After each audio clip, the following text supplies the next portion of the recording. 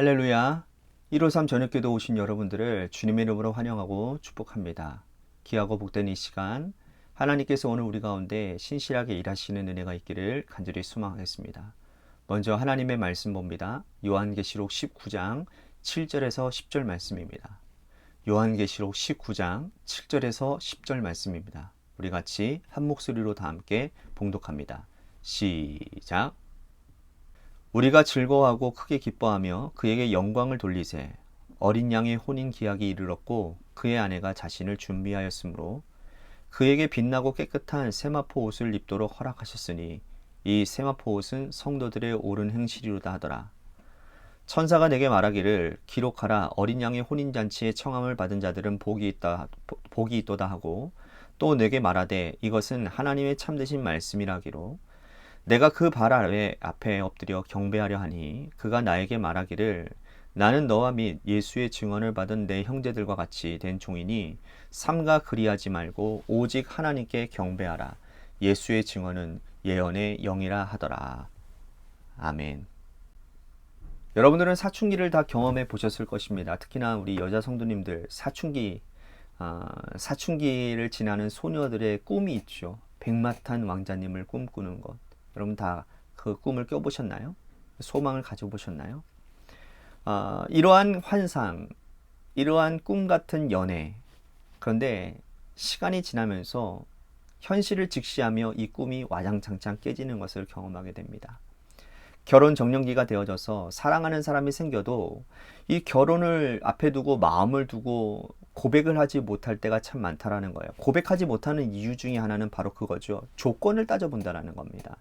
세상 많은 사람들이 이 결혼을 전제로 할 때 조건을 많이 따져요. 돈이 많은지, 또 집은 가지고 있는지. 얼마 전에 제가 유튜브를 통해서 흥미롭게 이제 결혼 정보 회사에 관한 그런 영상을 보게 되었는데요.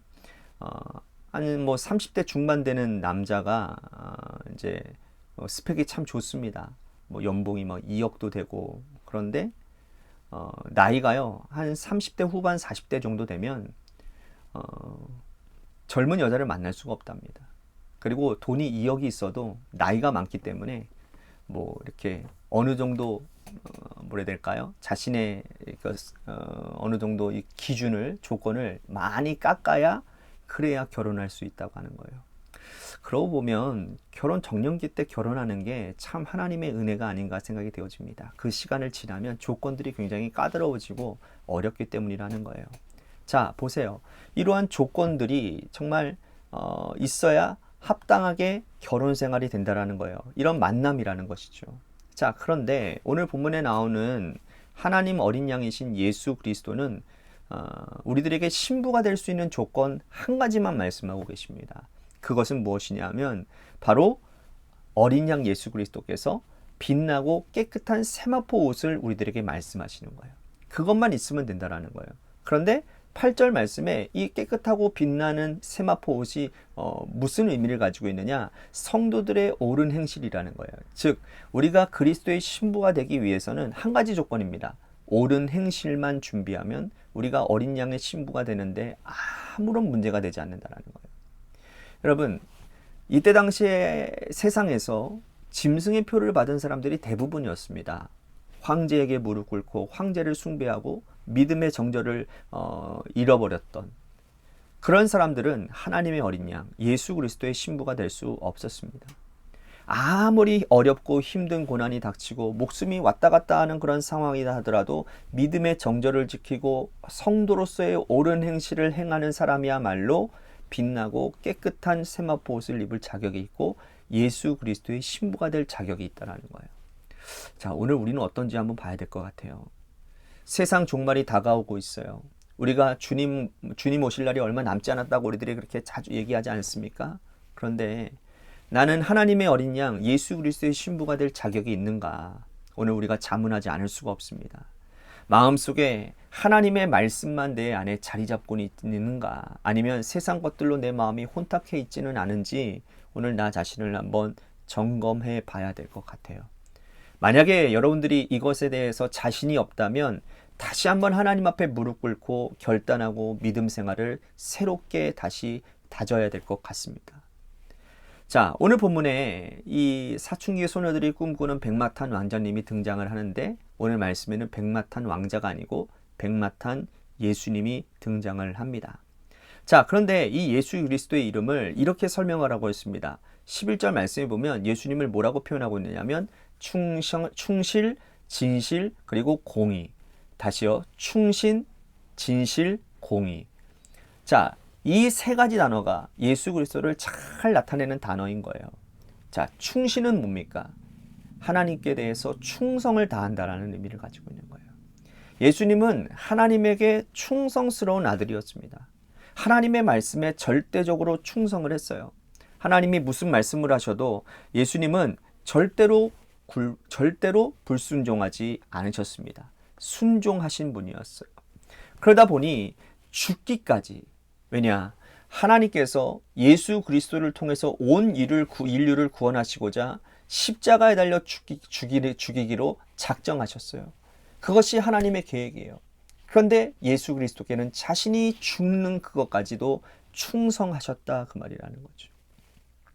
두 번째로 예수님을 나타내는 이름은 진실인데요. 진실은 성도와 이 땅의 백성들에 대한 예수님의 삶의 방식을 얘기합니다. 예수님은 공생의 삶을 사시면서 한 번도 사람을 속인 적이 없어요.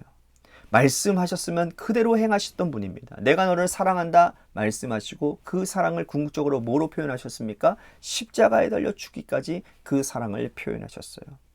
진실하신 분이죠. 세 번째로 공의는 뭡니까? 세상에 대한 예수님의 삶의 방식이에요.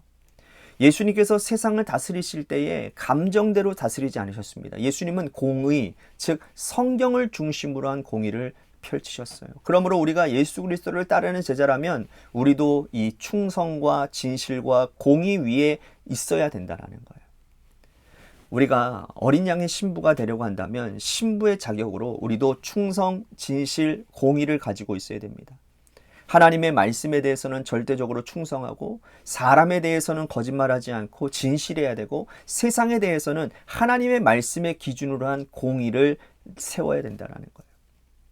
오늘 우리를 한번 돌아봅시다. 나는 하나님의 어린 양 신부가 되고 싶은데 혹시 말씀에 충성하지 않고 성도의 교제에서 진실하지 않고 세상에 대해서 공의를 말하고 있지 않다면 어린 양의 신부가 될 자격이 없다라는 겁니다. 다시 말씀드립니다. 예수님처럼 충성, 진실, 공의 위에 살아가시기를 바랍니다. 또한 백마탄 어린 양의 입에는 말씀의 검이 있었습니다. 여러분, 이 말씀의 검하면 여러분들 어느 성경이 떠오르시나요? 에베소서 6장 말씀 떠오르시죠?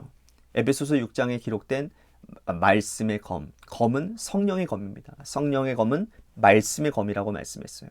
예수님께서 사탄을 말씀으로 물리치셨습니다. 40일 금식 후에 사탄이 예수님을 유혹하실 때, 시험하실 때 주님이 말씀으로 그를 물리치셨죠. 그러므로 백마탄 어린 양은 예리한 말씀의 검을 가지고 계신다라는 거예요. 자, 우리가 예수님의 신부가 되려면 우리도 이 예리한 검, 하나님의 말씀을 늘 가지고 있어야 돼요. 말씀으로 무장되어져 있어야 돼요. 왜? 악한 사단 마귀 권세를 싸워서 이길 수 있는 유일한 무기는 뭐냐? 말씀이기 때문에요.